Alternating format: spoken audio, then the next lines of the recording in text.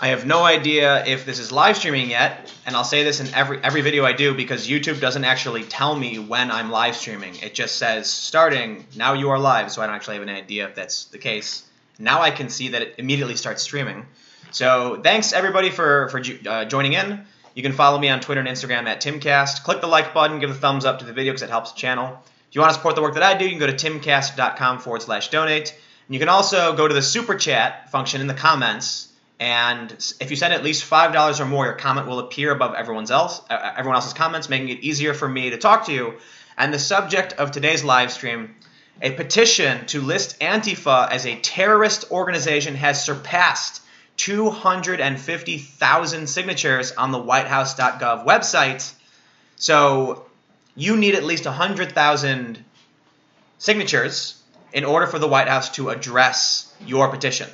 Now, before we get into that, keep in mind there is a petition with over 1 million signatures calling for Donald Trump to reveal his tax returns so they can check against the emoluments clause and things like that. So will we see a response to this petition? I would imagine probably not, but stranger things have happened, and this is something that's favorable to Trump, so we'll see.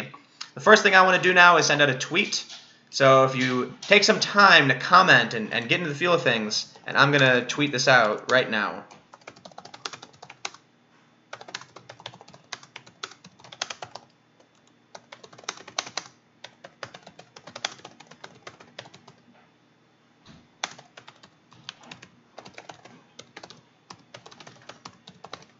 And I believe we are good. It doesn't auto-tweet it for some reason.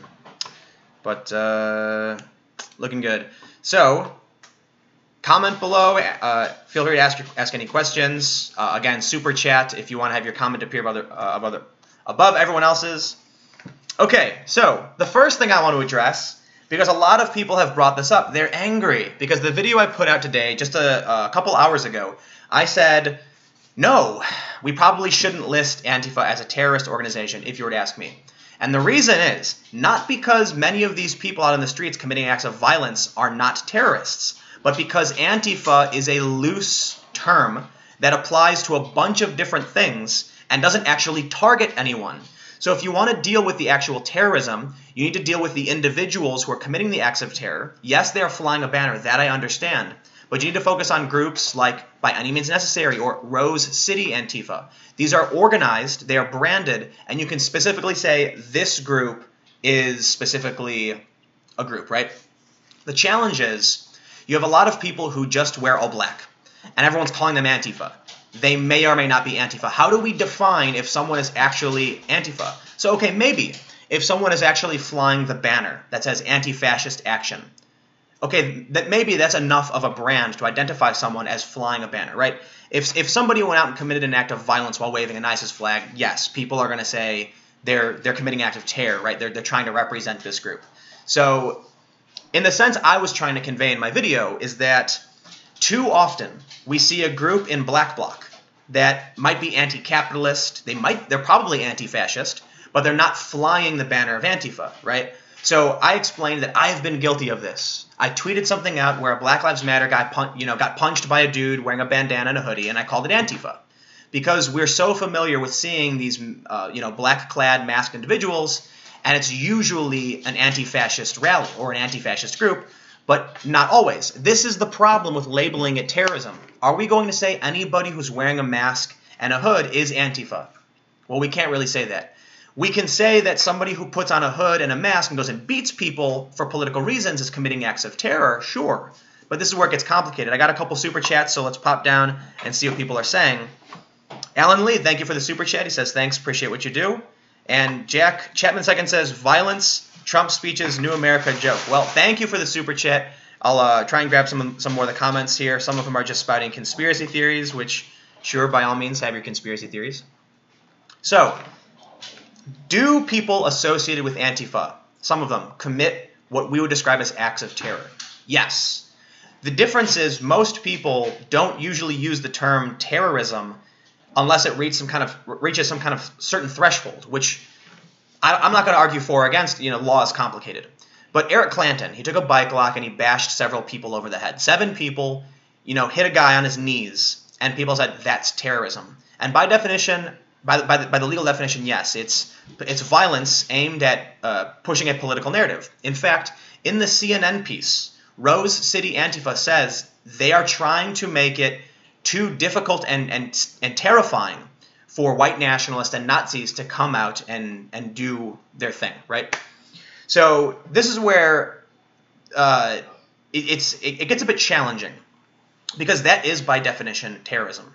And this group is branded. They print their own shirts, Rose City Antifa. They have their own brand. They have their own merchandise. They wear a uniform that represents their specific brand of anti-fascist action. And they go out and flat out say they want to terrorize people of specific political beliefs under the pretext of, if we don't, they'll kill people. So this is where it gets tricky, right? And there's legal issues. If we simply say that anybody who commits an act of violence is committing an act of terrorism, we're getting into this hazy realm of hate speech laws where it's like, a white guy attacked a black guy, therefore it's a hate crime. But if, a black guy attacks a white guy, no, that's not a hate crime because of these reasons. So if we go for full consistency and say any violence for a political mean is terrorism, there is a lot of terrorism going on. And I would say most of what I've seen has come from the left. There's been a bit from the right, but the most dramatic being Charlottesville. So let's pop down into some of these comments. Streets are not action. Tim, then they will just claim no affiliation. Right. So this is one of the points that I was trying to make earlier, is that let's say the federal government comes out and says, yes, we will say Antifa is, terrorism. Then all they're going to start doing is calling themselves no fascism, the opposition of fascism action. They can just change it because there's no central organization, there's no leadership. No one's ordering any of these people to go out and do what they're doing. It's people who go on a forum, see the logo, and say, that's cool, I want to do that too. So you ban one symbol and they put on a different symbol. It's not really targeting any individual or stopping the problem, right? In fact, it may just exacerbate the problem, which is another point I was trying to make if people watched the whole video. If, when we saw the Department of Homeland Security in New Jersey say that Antifa is domestic terrorism, people on forums were saying, yes, it's working. It emboldened them because they believe that if the state starts fighting back, they must be doing something that's working. They're causing problems for the establishment. And this is going to encourage people. It's also going to get people who are going to think like, oh my God, the government, they're listing these protesters. I mean, the media has been praising Antifa like crazy, right? And now what are these people going to think when the government now comes after these violent peace seekers, or whatever the hell CNN wants to call them? They're going to think that the government is encroaching. All right, I got a super chat here from KS Wheels. Isn't there a First Amendment right to free association problem with an official Antifa is terrorist label? Well, no, not necessarily. I mean, if you go out waving a banner of a known terrorist group and you're committing political violence, pretty sure you're going to get arrested. And there's a lot of terror laws, and a lot of these laws are problematic, right? The Patriot Act, the National Defense Authorization Act. The U.S. government has done some really terrifying things under the guise of anti-terrorism. And so this is where we start to see problems. Is someone just wearing a black mask with no symbols part of Antifa? No, not really. Will someone claim they are? Maybe. Could the government then define Antifa as any individual wearing a black hoodie and a mask and gloves or something? People aren't walking around wearing Antifa logos on their shirt for the most part. Some people are. Some people have flags. But most of the time it's just a black bloc, meaning people are wearing hoodies and masks and they're going around smashing things and destroying property. Perhaps the real issue is that the police need to more heavily enforce stopping these groups from engaging. In Berkeley, the police, the idea the police had to keep the group separated was like orange chicken wire. I kid you not. Antifa walked right into the park and just trampled straight over it and got in the face of some of these rally attendees. So maybe the police need to take a harder approach and start actually arresting people. But the problem there is that when the government starts arresting people, it triggers the left, and they start saying that, we're the good guys and the police are attacking us, oh no, and they start recruiting by doing it. So one of the challenges that we're seeing is that the right, the far right, and the far left like the chaos and they like the violence. when the white nationalists get attacked, they go to people and say, dude, they're attacking us. You see this? Like, we're not doing anything wrong. We're the victims. Both sides are trying to claim the victim status so they can recruit and say, you need to stand up with us and fight against evil and oppression. And they point at each other saying very similar things. In my experience, I have seen most of the instigating by Antifa. You know, they come to other people's rallies and then they start fights and they throw explosives and things like that. But I have seen people on the right, they're entering these situations geared up, knowing they're going to get into a fight. Come on. One guy in Berkeley wearing a skull mask, who was with the rally attendees, ran full speed, jumped the chicken wire, and just punched some Antifa dude in the face, right? So the argument then is, well, Antifa showed up to their rally. Yes, but this guy jumped the barricade and started pounding on some dude's head, you know? So if we want people to stop getting violent and to chill out, then we need to just be like, it doesn't matter who's right or who's wrong. I'm not going to sit here and say this side's doing bad and this side's doing bad, or just to point fingers, like literally pointing fingers. No, the point is just be like, guys, just whatever, just stop, okay? Just chill. That's it, all right? Chill. Someone says we should trigger the Marxo-fascists. And that's another thing, too. A lot of people keep saying that Antifa is the real fascism, and I'm like, no, you know, you can call it authoritarianism, this belief that their political ideology is above all others and they have a right to use violence against anyone who disagrees, is authoritative. It's a bit totalitarian, but in order to be fascist, fascism is authoritarian nationalism, and if they don't have a love for the country, which they don't, then they're not nationalists. Got a super chat here from the Red Elephants. Petition is too loose. It should have called for criminalizing attending a political event while wearing a mask. Well, you know, it is, in many, many places, illegal to wear a mask to public gatherings. In fact, in New York, there's a masquerade law where you can't be in a group of 3 or more wearing a mask. And so that's what the police were doing. They were arresting people wearing masks, saying, hey, you can't do that. You know, they were warning people, take your mask off, and they would arrest people under this masquerade law. And a lot of civil rights groups started challenging it, saying people have a right to wear a mask. It's a complicated problem. All right, we got another super chat here from Death Rafiz. Al-Qaeda was just a loose group of groups. Antifa is an equivalent amorphous group. Defining a group on the left terrorists would change the discussion. Yes, I agree. And we did see, again, the Department of Homeland Security in New Jersey listed them. They were filed under domestic terrorism. In fact, when I recently revisited the article, it looks like they changed it. It now says counterterrorism, domestic. So I don't know what that means. But again, with Al-Qaeda, you have a leader. You have centralized leadership that the U.S. targets specifically. And then you have people committing acts of terrorism and then claiming it was for whatever group, be it ISIS or Al-Qaeda. So there's a difference. Antifa doesn't do anything. We haven't seen anyone, you know, let's look at the bombing attempt in Houston. This guy did not go out and say, in the name of Antifa. It was just a crazy guy who had nitroglycerin who tried blowing up a statue, right? So was he flying the flag? No. Could you say he's Antifa? No. And people are saying Antifa. They're blaming this guy. And they're saying alt-left and things like that. So it's a big challenge. Again, you know what the most important thing is? If they say Antifa is a terrorist group, then Antifa will just change their name to, you know, like the no to fascism. And they're going to have a different flag, and it's going to be the same thing, but saying no on it. Right? They'll call it whatever the hell they want. The fashion opposition force, whatever. It's a different group now. Because Antifa isn't centralized. There's no single leader who's telling people what to do or assigning, like taking credit for anything that's going on. Got another super chat here from Joe Lowe. Cities should bring civil charges individually against violent protesters for damages, cost of providing police protection. Yes, they should. Too often the police aren't doing anything. And, you know, I don't necessarily blame the police. There's not a whole lot they can do in many of these situations when you have 10,000 people or you know, a few thousand people and only a couple hundred cops. In Charlottesville, the police actually said they didn't have the ability to secure the event, and the ACLU and these groups sued to continue, right? So this brings me to another concept that I want to bring up. It's called the heckler's veto. And many people in many jurisdictions say that the heckler's veto is unconstitutional. What this means is the police and the government does not have a right to revoke a permit or deny someone's right to free speech out of fear of the actions of a third party. That means if a group wants to have a rally to speak, they are entitled to do so. And if another group threatens violence, the government can't revoke that permit. But it's not federal, right? Some jurisdictions say the heckler's veto is unconstitutional. Others say that's neither here nor there, it has nothing to do with it, right? The government isn't denying your speech. They're just saying it's going to get too violent for us to handle, so sorry, you can't. The police, here we go. Jack Decker, the police should arrest all in a black bloc if one of them commits an act of terrorism.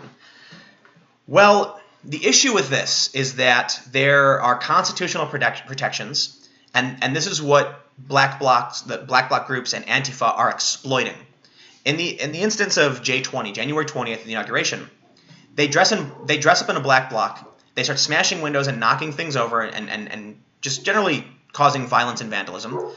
And because they know when it comes to a court case, there's no way to prove conspiracy, and there's no way to prove that any of these individuals actually committed these crimes. Some people are identified. Their masks have come off. They're on video. There's evidence. Some people have confessed. But the greater group, they do this on purpose, knowing they can exploit the Constitution and the protections that we have against false accusation and false prosecution or malicious prosecution to get away with political violence and vandalism. And this is a big conundrum. I'm not a legal scholar. I'd be thrilled to talk with someone about this and figure out how do we solve a problem like this.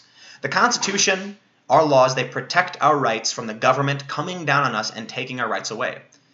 And because of this, there are certain groups that use loopholes, like a black bloc, to try and get away with forming an amorphous group that can then destroy property and injure people and set fires and say, but you can't prove I was the one who did it. So there's attempts to try conspiracy, saying if the groups are showing up wearing the same thing, it must be a conspiracy. But then there's the argument that what if someone was just wearing a black hoodie? You can't do that. It's very difficult to prove. Now we have seen one person get a suspended prison charge. I believe they're going to prison for a few months based on the rioting they were doing. I think it's 6 months they're going to spend in prison. They actually got, I think, 3 years, but the rest got suspended and they got to do some kind of community service or something. It's interesting to say the least. Now, here's what really bugs me out. I don't like these black bloc Antifa people because they're violent, and political violence solves nothing. It does not just move the discussion forward. It doesn't convince anyone to switch sides. All it does is bolster the ranks of either faction they're fighting because people feel like they're being targeted. Let's pop over to the comments here. Fascism is the solution to communism. Yeah, it's all bad. Any authoritative system or state. Someone's asking if I'm still defending Antifa. No, I don't like these Antifa people, but y'all need to realize that if we give the government extreme authority to label someone who's just wearing a black hoodie and a mask a terrorist, we don't want the government to become we don't want fascism, right? But we also don't want people flying anti-fascist flags and beating innocent people. So we need to go after these people who are attacking people and arrest them. And there's a big challenge like I just described with loopholes. So how we solve that, I'm not entirely sure. Let's see what we got. Anybody got any comments? Someone says we should blow Antifa kisses. No. So someone says, to be fair, both sides are threatening everybody. Are you a white supremacist? If you assist somebody in a crime, you are just as guilty of that crime. Yeah, so that's the thing. With what's going on in the J20 case, with all these, there's like 230 people were arrested. There's one argument that by dressing up in a black bloc, you're assisting these other people and trying to protect them, shield them from prosecution. However, at the same time, people are arguing, no, I just happened to be there and was wearing this in solidarity. You can't prove that they colluded with each other. But I'll tell you what really bothers me. For one, the left keeps trying to paint a picture that these were innocent protesters who are just out there speaking freely. And because of confirmation bias, many people on the left just see this and they go, wow, regular old protesters had their speech violated. And I was there. I actually got arrested. Many people tried denying that I got arrested, but I was told no less than 3 times by the officers there that I had been arrested and was not free to leave. And by all legal definitions, I had been arrested. However, they let me go without going to the station because I stood back, I wasn't yelling, and I let the supervisor on scene know several times that I was just there as press, and he said, so what, several times, and then finally pulled me and several journalists out, and we left, okay? So I saw firsthand what these people were doing. I live streamed it, and I was even caught up in the group that got arrested. And these people were screaming. These people were, not all of them, but many people were smashing things, smashing windows, knocking garbage cans over. And so what do you think the police can do in that situation? Do you think that you have a right to destroy this city block and just annihilate things, like just knock trash over and attack people because your politics are right? The other person, staring at that building saying, I like that store. That's part of my community. Why don't they have the right to deny you, right? There's two people standing next to each other, and one person says, I'm right, and the other person says, I'm right. Which one is right? Right? I don't know. So what are the police going to do? Well, I don't know who's right, but you better not smash stuff because that's a bit extreme. Okay? So these people think they have a right to destroy property, and then they try to claim that they're peacefully protesting and expressing themselves, and vandalism isn't violence. Okay, I got a super chat here from Rebel Riot. If they can call Nazis terrorists, then they can call Antifa terrorists. I generally support you, but you're being far too soft on them. No, I think you guys aren't listening. I got one more comment here, super chat. Cap Strong, if you want the U.S. to turn into the UK, keep it up. This chat is so young and dumb. Sheesh. For fuck's sake, read kids read history. I am not trying to be soft on Antifa, but Antifa is not an organized group of people. If you said Antifa is a terrorist group, they're just going to start calling themselves the broom moppers, right? There's no leader, there's no plan, there's nothing. It's just a protest shows up and someone goes online and they're like, hey guys, let's go out in an Antifa thing. And they're like, okay, and they put on all black and they show up. These people, many of them have never even met before. I've even seen some of these people get into a fight before, okay? So you can't just say someone wearing a mask and a hoodie is a terrorist. You can say that masks are illegal. You can't do that. Take it off or you're under arrest. That I understand. You can say that bringing a weapon to a political rally is illegal. You can't do that or you'll be under arrest. Okay, take your mask off, take your hoodie off. That I understand. If somebody is maybe flying the flag of Antifa and they want to say that this symbol is part of a decentralized domestic terror group, okay, I understand that, but realize they will just change the symbol, okay? You need to target individuals who are committing acts of terror. There are certain groups like Rose City Antifa. They screen print their own hoodies and t-shirts. They have merchandise, right? This is an identifiable group that you could target out as a specific entity of the Antifa ideology, or by any means necessary. Another easily identifiable group with leadership that can be identified. And you can say these people are terrorists, right? I'm not trying to get into that argument about whether they are or not. I'm just saying you can identify them. That can happen. But Antifa as a whole just means anti-fascist. And so there's a lot of people who might even fly the banner who are just walking around doing nothing, okay? So maybe they should say that this symbol now represents domestic terror and that we can make the assumption if someone comes flying it that they may engage in political violence, and they can't do that. But again, my argument is not that these people should be allowed to do what they're doing or not. It's just that it's not an effective way to stop them from what they're doing. Yes, so some people say it might change the conversation, that we can shift this now onto the violent left. Sure, that I understand. Okay, not a bad argument. But the issue is, if you want to stop political violence, simply pointing at an ideology is like saying it's a war on terror.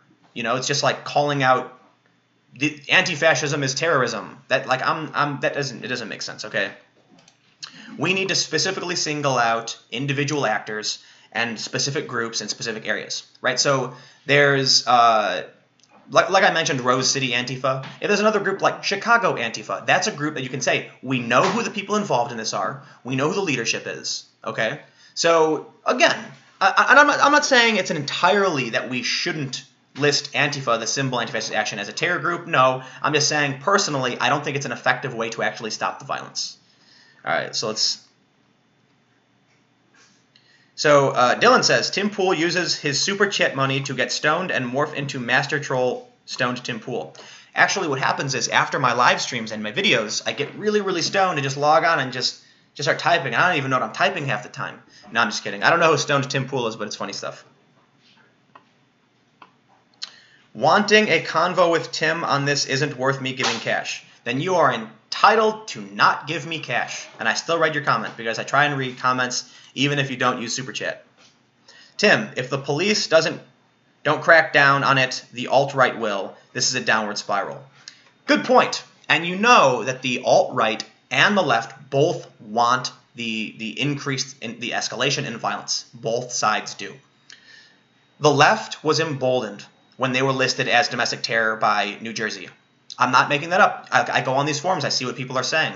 And they were like, this is good. It's going to help them recruit. They can then go to people and say, look, the government's trying to crack down on people who oppose Donald Trump. And it's going to get people scared, and they're going to be able to recruit by it. In another video, Sargon of Akkad actually has quotes from neo-Nazis saying that they wouldn't have their enemies do anything different. This one guy's like, they're driving people into our arms. Like, they want this to happen. They want to create instability. They want to shake the foundations of the government, and then they want to use that opportunity to try and take over. They want to use the victimization of being attacked to recruit people and say, see, after Charlottesville, they blamed all white people, and then they can go and recruit more white nationalists. And the left wants to do the same thing. You see, they crashed a car into people. We got to stop these Nazis. And then 40,000 people show up in Boston protesting, less than 100 people, which included an Indian guy preaching anti-racism with Black Lives Matter signs behind him and a guy saying no to Monsanto. Like, that's libertarian, liberal protest, rhetoric. And they're outside screaming Nazi because it's fervent. It's fervor. They're just losing it. Someone says, the more you call them terrorists, the more you prove you fear them. Right. It doesn't matter if you call them terrorists. It matters, are you going to do anything about it? Okay? And many of these events we've seen, the police aren't doing anything about it. Look, man, when a group shows up with sunglasses, masks, hoodies, and clubs, I think you can easily see these people are not well-intentioned. And if other people are showing up carrying nothing but shields, right? So this is one of the things I pointed out in Boston back in May. Antifa showed up and they were all wielding clubs. And on the other side at the free speech rally, it was people all with shields. Now you can still bash someone with a shield and you can still block something with a club, but there's a clear purpose of a shield and a clear purpose of a club, okay? And I talked to one of the guys from the Democratic Socialists of America about this, and they refuse to disavow the violence from Antifa. So what are you going to do? Are the police going to do anything about this? Labeling them terrorists, will that do anything about it? No, they'll just start calling themselves something else. So let's get some super chats in here. #74, thank you for the $5. Much appreciated. Trez Silverwolf, what the flyers going around to riot on November 4th? And thoughts on the supposed docs on 8chan. So I don't know a lot about the docs on 8chan. I think you might be referring to, they claim to have doxed a ton of members of Antifa.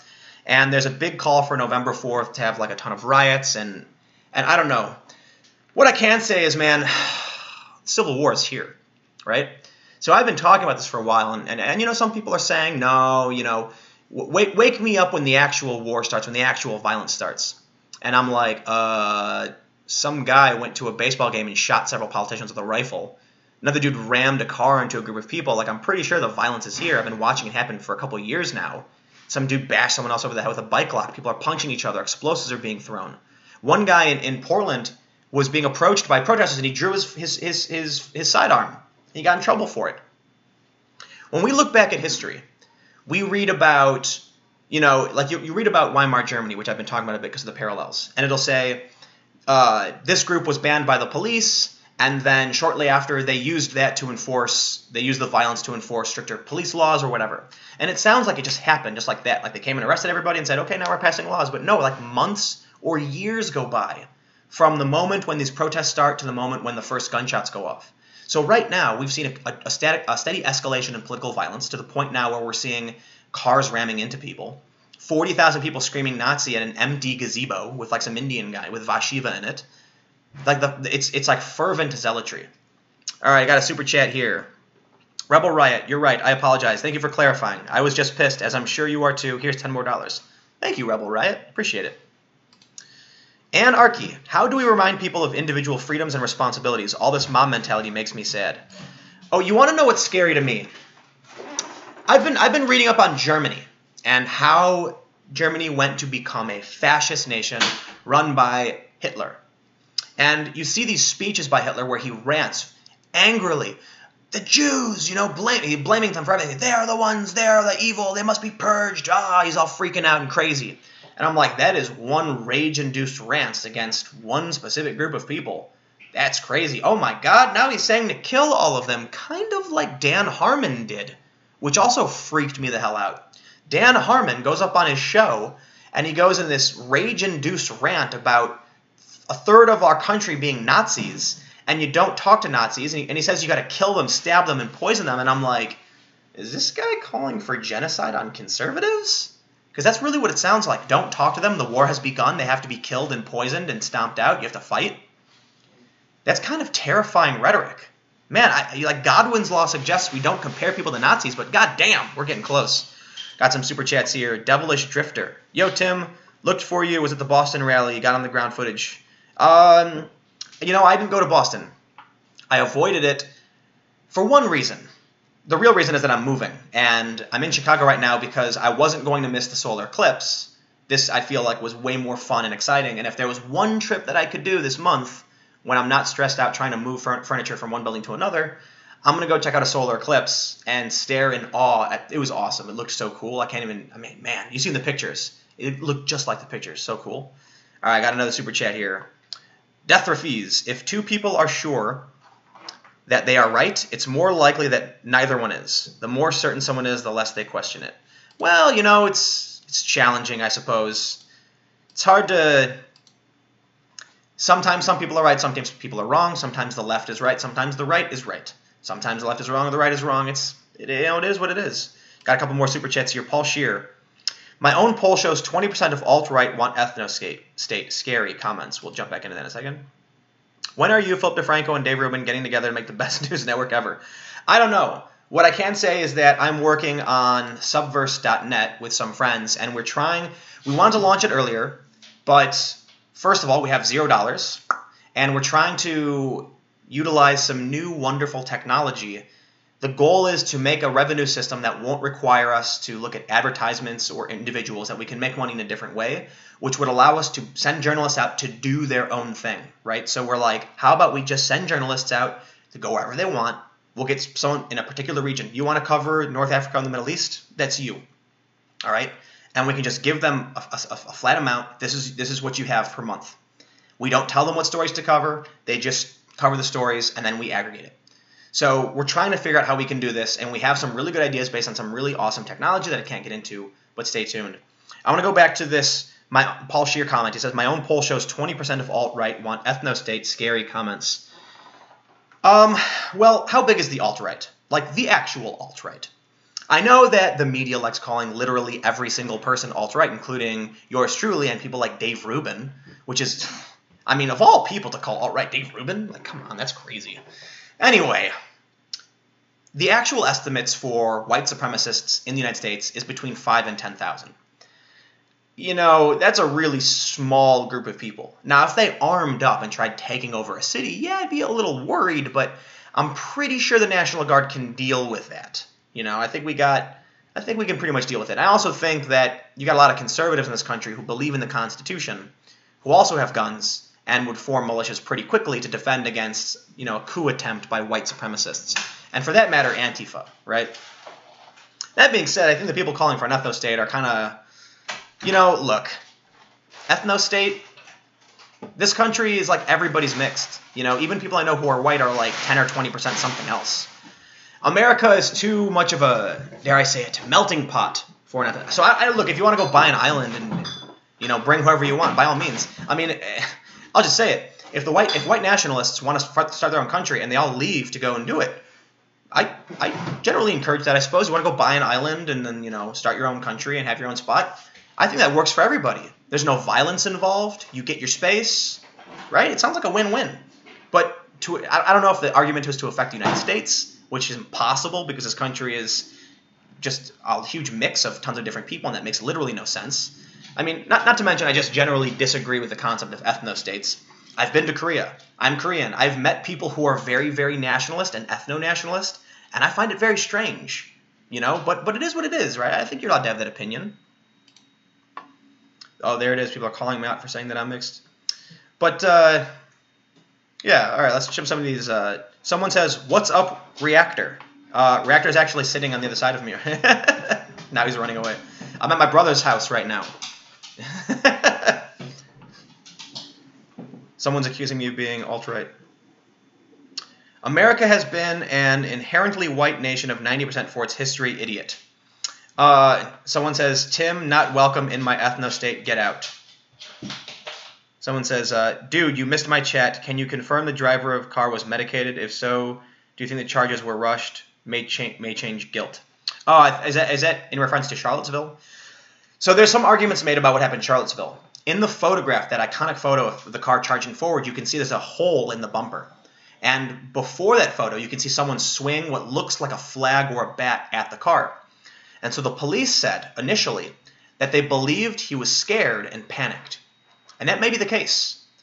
But based on his driving down that road at a decent speed and then speeding up regardless of being hit, everything he did was reckless. Now, it looks like, when I first saw it, I said this looks intentional, this is domestic terrorism. And I'll concede that was an emotional response, and that may not be the case, but I still believe that it is more likely to be the case. I don't know, I'm not going to list probabilities, but I tend to believe it was more likely that he was like, just angry, just really angry. What someone explained to me was they said, imagine you were going to have your rally, and you're going to be proud, and you were going to chant, and a bunch of violent, angry counter-protesters showed up, start fighting with you, people are getting pepper sprayed, and then you're forced to leave because the police shut down your event, and this guy gets angry, and it was an act of passion, not an act of premeditation.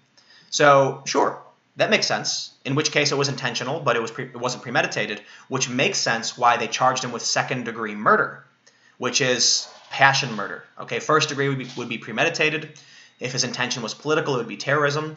But it seems like the prosecutor believes this was a passion crime, that he was angry and just decided to floor it. So I don't know about medication. I don't know about any of that. It looked to me like everything he did was reckless. So negligent homicide, hands down. Second-degree murder, I understand. But you got to be careful with charges like that because they have to prove he wanted to kill people. And he may argue he just panicked, tried hitting the brake, but hit the gas instead. I don't know what we'll see. In my opinion, I think the guy was pissed off and probably just slammed the gas down.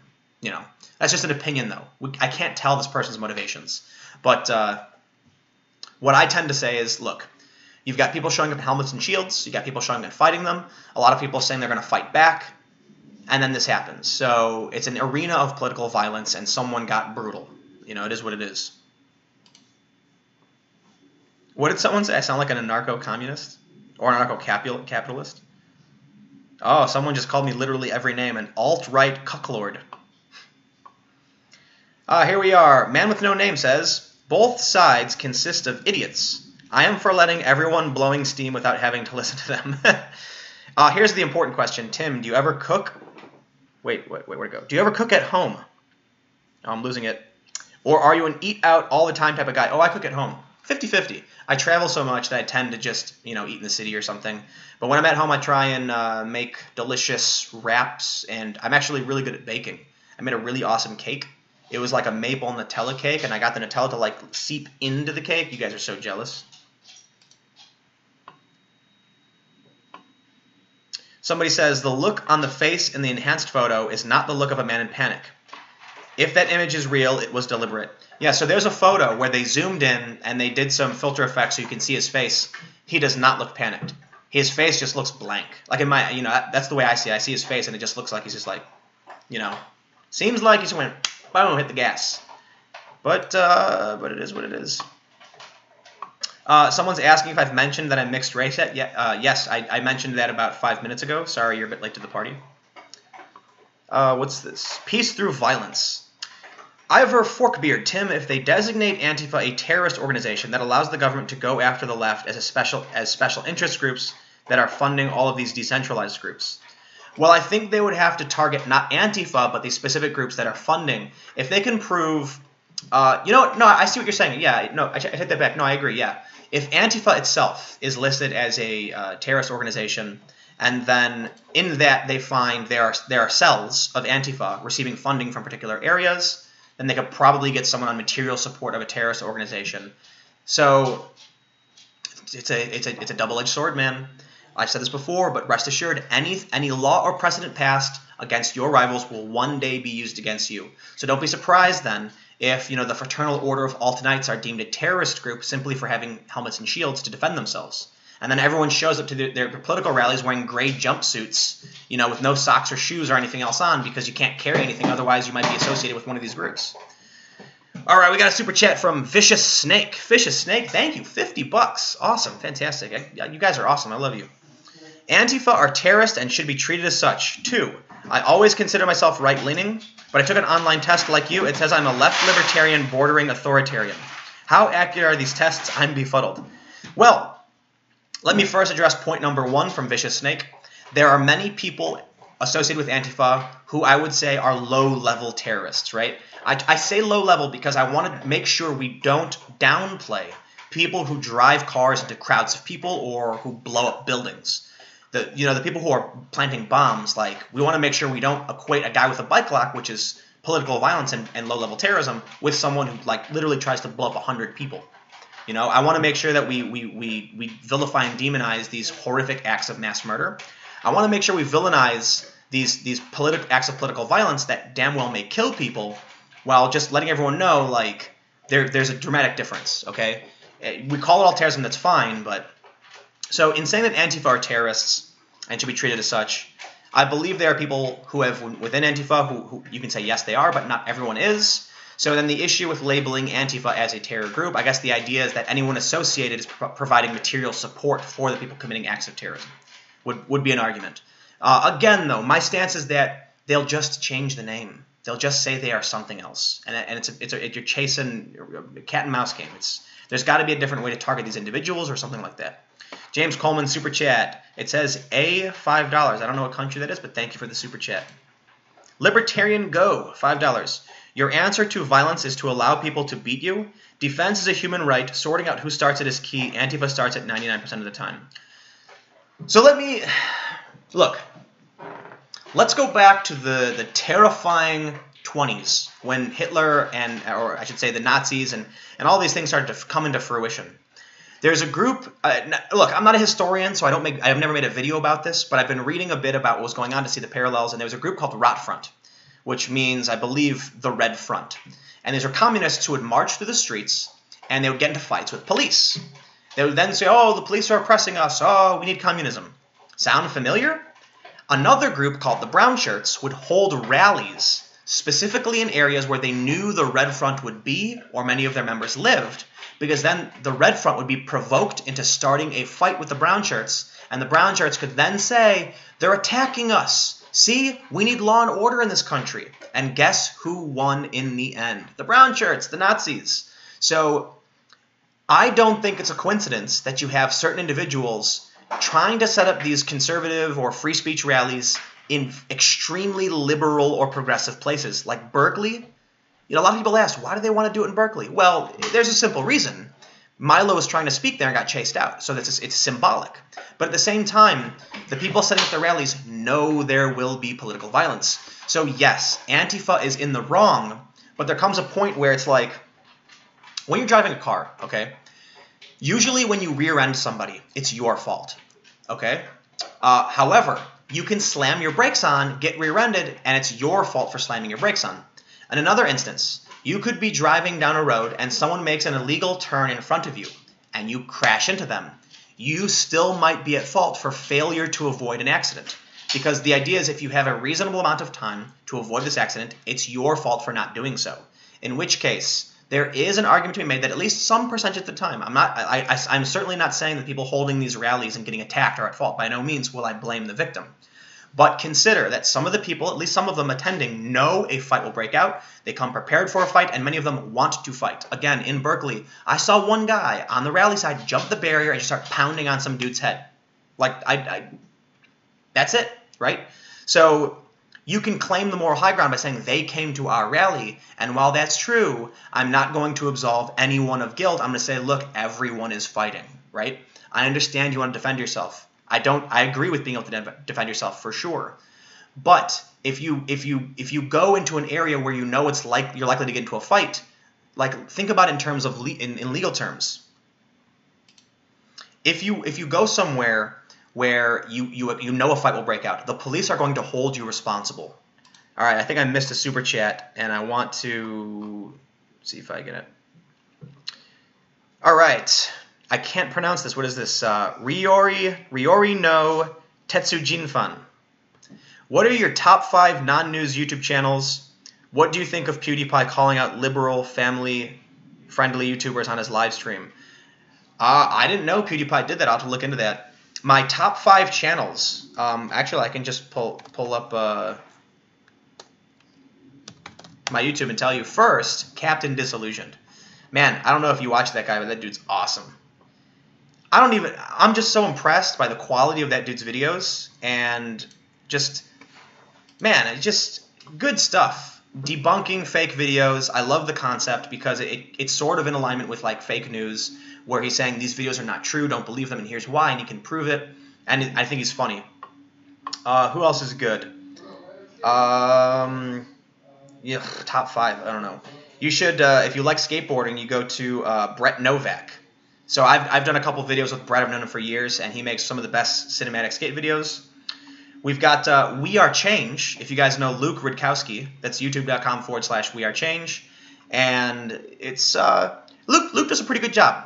There's a lot that I disagree with Luke about, especially his stance on like the power of the government. Not to get too specific, but you know, Luke's a bit more ANCAP than I am. But I think he's somebody who goes on the ground, he's honest, and he tries to do a good job, and that's rare when it comes to media. He's got opinions that I'd agree with for sure. I would generally just call him an anti-establishment journalist, but he's done a lot of great confrontations with high-profile individuals like Debbie Wasserman Schultz, with Charlie Gibbs, Peter King. Those were like really high-profile moments that he covered on his channel, so good for him. Sargon of Akkad is also a great channel. I think there's a lot that Sargon and I really disagree on. I saw his Joe Rogan stuff. I talk to him every so often. We agree on a lot. We disagree on a lot. But ultimately, I really appreciate you know, the way he approaches things. And I think you know, typically I agree with a lot of what he says. I don't agree with a lot of his like snark and condescension and things like that. You know, his channel's funny sometimes, and he's somewhat mean, but he's admitted to it, and I think that's divisive, and it can be a problem. And the last channel that you guys should go and check out is Reactor. That's my brother. He's got a YouTube channel. So I think it's Reactory with a Y. Yeah. So it's Reactor, REACTORY, and it's like, I don't know, satirical vlogging or whatever. I got a bunch of super chats, so let's just hop right in. Sooner for Now said, Antifa group just showed up to a rally in Arizona armed with AR-15s. Yes, which is bad. But keep in mind, the Oath Keepers also show up to rallies armed as well.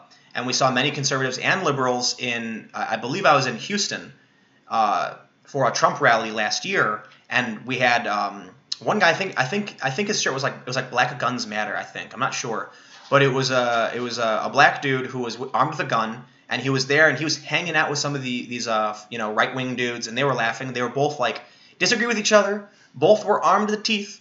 But it was cool because they had a mutual understanding and appreciation of firearms. They were both, like, into it. They disagreed politically, but they got along. And they agreed on the safety, and, you know, they shook hands. And I was like, that's cool, right? It's like almost like the guns were putting people into a state of, like locking them into a state of security, because everyone knows that as soon as you lift that gun up, things go to shit. And so it kind of like holds people back from getting violent. That being said, both sides bring guns to events. The Oath Keepers haven't gone around just beating innocent people in the street. They just kind of hang back, you know. So Antifa with guns, if they're an anti-fascist, like literally Antifa-aligned group, then it's getting worrisome. And not because I'm going to blame any individual actor or Redneck Revolt or the Oath Keepers, but when people have guns and people get scared, bad things happen. Got another super chat here. Oh, it's from my brother saying, what about my channel? And there was one more, I think. Let me see if I can... someone said... I see a lot of people are asking, like, can you see my question and stuff? You know, I apologize. Like, the chat feed goes too quick for me sometimes, so I definitely try. Someone says, please do a mukbang next time and take questions with your mouth full of food. I have no idea what that means, but thank you for money. Do you know what that means? No. Probably means something horrifying. And then eventually the world will catch on to what a terrifying phrase I just said was. Yeah, a lot of people are posting things that I'm just not going to repeat. So, what's going to happen? Oh, man. I don't know if I said this clearly in any of my videos yet, but kind of the idea that I'm trying to make is, look, people like law and order. Liberals, conservatives, they like waking up, having their coffee, eating a donut, going to work, sitting there and saying, man, Game of Thrones, what an awesome show. God damn. What they don't like is someone showing up with bike locks, bashing people over the head, smashing windows, and burning buildings down, say in Ferguson or Baltimore or at these political rallies where people are getting beaten. Statues are being vandalized, and one poll shows that 62% of the country believes the statues should be left alone, Confederate or otherwise. But since the Confederate statues that have been attacked, the mayor of Philly was spray painted with black power, and the guy who did it was arrested. A bust of Abraham Lincoln in Chicago was torched. The Lincoln Memorial was vandalized. A memorial to Christopher Columbus in Baltimore was shattered. People don't like this. Like, I understand the politics behind why they want to destroy this, but this is mob action. This is not democracy, and that scares the average person. So what do you think is going to happen as the vandalism escalates, as political violence escalates, when people on the left and the right are showing up with guns, when everyone's a Nazi or everyone's Antifa or whatever? The average liberal, the average conservative is going to say, please, police, please come and stop this chaos. And it's going to embolden the executive authority. It's going to embolden police. And we're going to see a lot more heavy-handed policing. We're going to see a crackdown on protests. The average person is going to say, good. I don't care if we can't go out and protest or have rallies for now because of the heightened security. This will lead to the right winning in the end, okay? The average person would prefer terrifying security over absolute chaos. Uncertainty is scarier than an oppressive government to many, many people. Okay, so if the average person is able to go to work, come home, be with their family, and they're safe, and all that it means is there's going to be more police out on the streets, or maybe National Guard, or crackdown on certain protests, the average person is going to be fine with it. I think it's all problematic. I like America, okay? The Constitution's fantastic. Maybe it's not the best it could be. Maybe it's not the best in the world. I don't know. What I do know is I've looked at it, and being an American, I've learned so much about it. And actually, I'm pretty damn impressed with how they got the idea of how to make our government. I think the government's got a lot of problems. I think everyone agrees with that. But ultimately, the idea that we can go out and protest peacefully, without being shut down is a great thing. And now we're facing this time of turmoil, and it's nightmarish. Moonchild says, yeah, but Tim, do you respect women? What's a whammon? It's a PewDiePie reference. I know. A whammon. I certainly do respect women. Dab on haters. Dab on the haters. Did someone say fuck Sargon? Hey man, you're allowed to hate whoever you want. You can hate me. You can hate Sargon. You can hate whoever. It's fine. I don't care. Hate all day. Swear all day. In fact, I don't care if you call me racial slurs based on who or what I am. As long as you don't go around beating random people on the street. There's several reasons why I don't like political violence. The first, violence hurts people, okay? Right? You're going out and you're hurting people, and that's a big problem. You are negatively impacting their way of life, their right to livelihood, their right to, truth and happiness, life, liberty, and the pursuit of happiness, as it were. The second biggest reason is that it's inefficient, okay? I feel like I'm looking at someone trying to build something, and they're like sticking, it's like someone. You ever watch someone try to build IKEA furniture, and they're putting the leg in the wrong spot, and you're like, dude, stop! What are you doing? And they're like screwing it in the wrong place. And you're like, oh my god, just let me do it. I feel like that's what it's like when I'm watching these people go out and protest. I'm like, oh my god, if you keep hitting people, you're just gonna make things worse. You're breaking it. My god. Oh, here's a question I always love. David Radford asks, is Tim Pool for gun rights? Yes. Moving on. No, but I'll elaborate. So I lived in Miami in the middle of nowhere for a little while. And I'm not such an absolutist or closed-minded to the point where I won't listen to someone present their argument. I certainly have a lot of, I would say, more liberal opinions on politics and government when it comes to like regulation, for instance. But when it comes to guns, I agree with Bernie Sanders when he said it is a rural versus urban issue. So I got a super chat here, but I'll just wrap up this idea. When I was in Miami, I lived in the middle of nowhere, 40 miles away from the city, and there was no police station. I could call 911, sure, nobody would show up for half an hour. So what am I supposed to do when someone, breaks into my house, or a few blocks away from my house, someone was murdered in a home invasion? So I didn't buy a gun. You're allowed to in Florida, though. But I had a .22 pellet rifle. It was a air compression crack, And one day, someone went into my yard while my friends were in the kitchen and we were making pizzas, had a flashlight snooping around, and so I went outside and I yelled and I fired with no pellet. Bam! And sure enough, that person ran like fuck. I don't know where they went or what happened, but all I know is if that person was armed, if they were a home invader, and we didn't have any way to protect ourselves, there was literally nothing we can do. And so you're not going to convince someone who lives in the middle of nowhere to say, not protect your family, not be armed, and just let some vagrant break into your home and kill you. Like, no one's going to understand that. Now, as for the city, where I'm at right now in Chicago, yeah, there's a police station like not even a half mile away. Plus, there's neighbors. If a gunshot went off or someone tried breaking in, we heard screaming, the neighbors would call the police, and within a few minutes, they'd all be here. You can't do that in a rural area. So I understand why people in cities are like, you don't need guns. And I understand why people in the countryside are like, you definitely need guns, right? So Chicago, a while ago, Chicago always banned guns, but the Supreme Court shot down their law, and now you can carry in Chicago. Now there's signs everywhere and businesses saying they don't allow guns, but that's a whole other issue. Nick Latner. So what's a moderate peace lover supposed to do? Go to protests to promote peace, or don't go as a sign of disapproval? Man, I almost think there's nothing you can do. I have no idea. This is the big challenge. I made a joke about radical centrists rising up to oppose the left and the right. But no, obviously centrists don't do that, you know. The people in the middle, the reason they're, you know, here's what I love. During the election, they said, if you haven't decided who you're voting for, you're an idiot. Things like that. And I laughed because I'm like, no, if you've already decided who you're voting for, you clearly aren't paying attention. It's the undecided voters, in my opinion, that are better off because they're willing to listen to try and figure out what the best decision is. Not because they're stupid, because they're smart. The people who just decide, I'm in California, I'm going to vote for Hillary or Bernie or whatever. It's like, did you even listen to these people? Do you know what's going on in this country?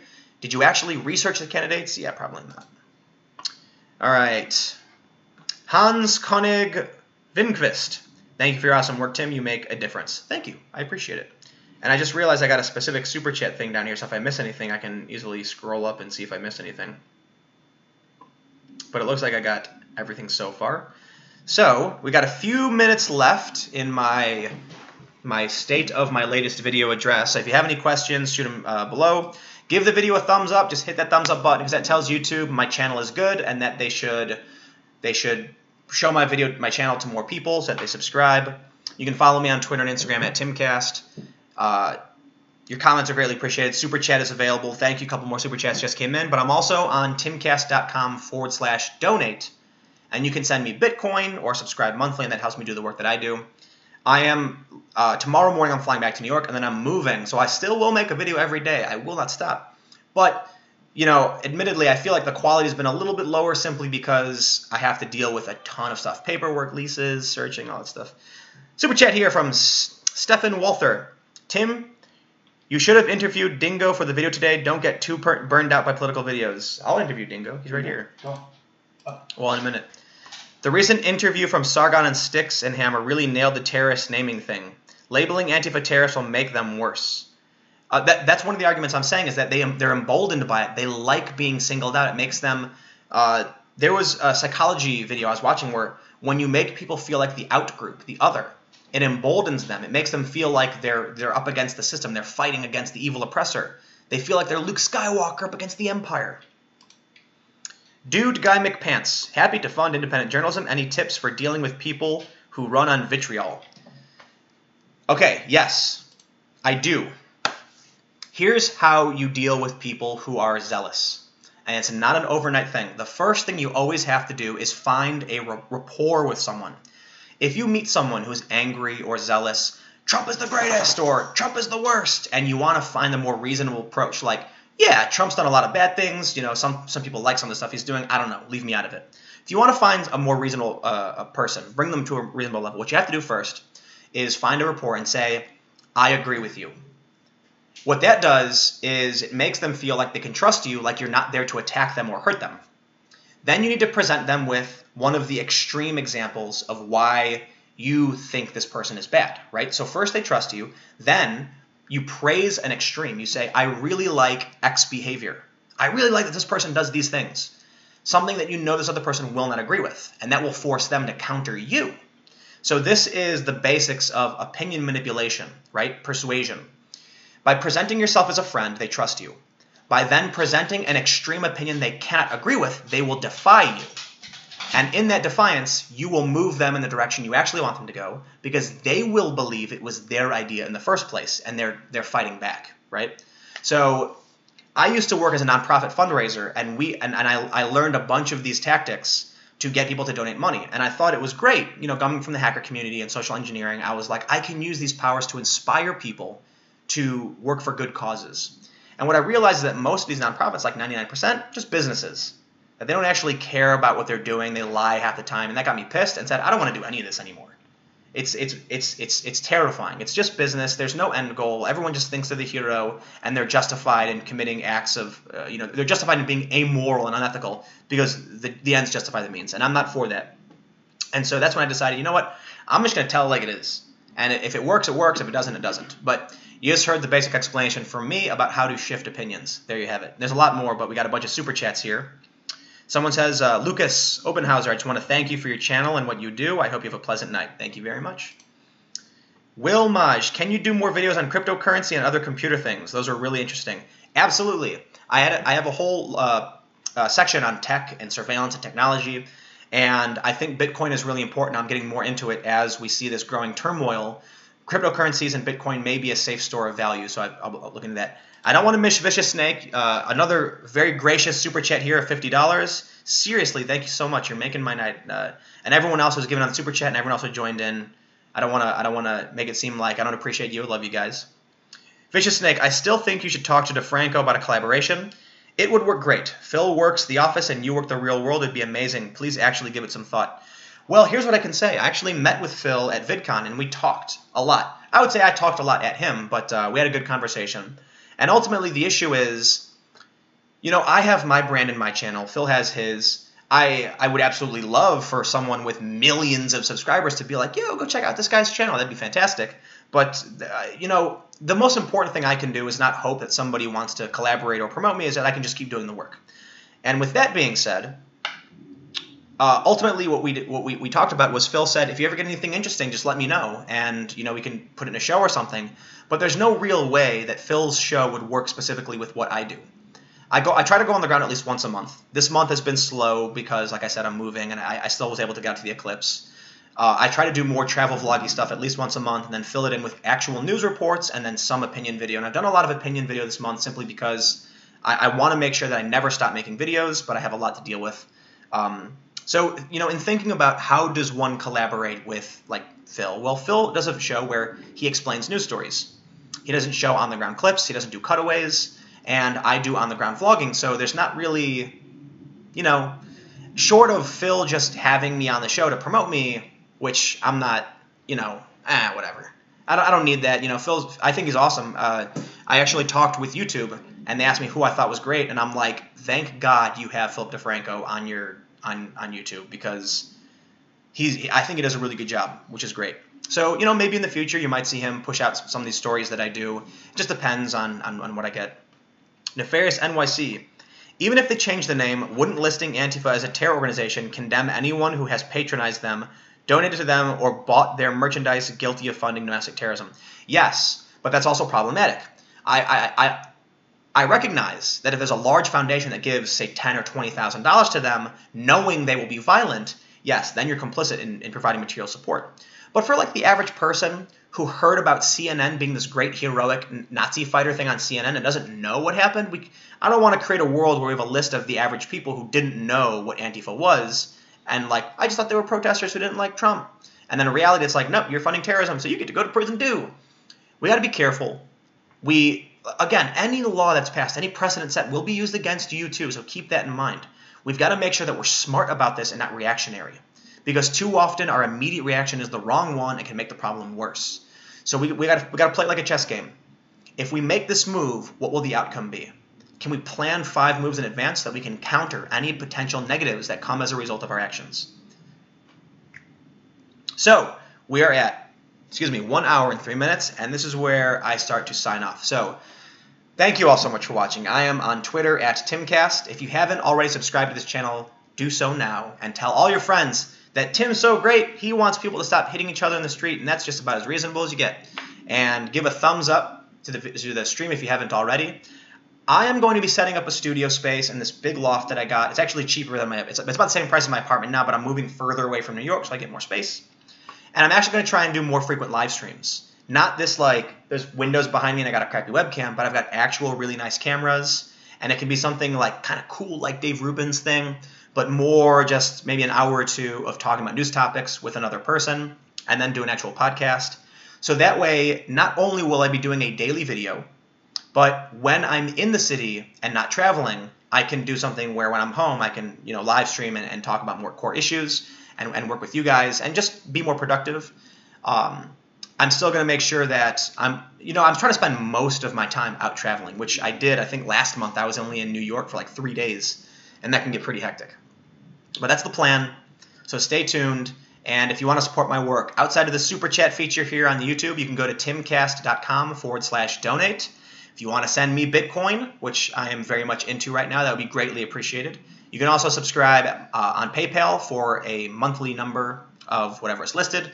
Also, feel free to go to minds.com/timcast. That's minds.com/timcast. And they've actually created a competitor to Patreon, right? So I still use Patreon, but I'm not promoting it as much as I'm not promoting it at all anymore. But on Minds, I'm actually going to be posting some short videos and clips behind a tiny little paywall between maybe $1, depending on what it is. So if you go there and you subscribe for a certain amount, you might get little funny tidbits here and there. Like I recorded a song and I posted it, so if you give at least $10, you could hear me play music. And the reason I did $10 because it's totally irrelevant and no one it's not a news thing. It's not going to make your life any better. It's just something I made and I did it to test my equipment. So that being said, thank you all who tuned in to watch. This has been a quick discussion from me about Antifa, terrorism, petitions, what I meant in my last video, and just other good conversation. So stay tuned. Another video tomorrow at 4 p.m., and I'm going to be filthy and sweaty because I was in St. Louis, then took a train to Chicago, and immediately getting on an early morning flight, so I'm just a bit disheveled. And then as soon as I land from my plane in coming to New York, I'm going to start shooting my next video about whatever news is happening right now. And then I'll see you tomorrow at 4 p.m.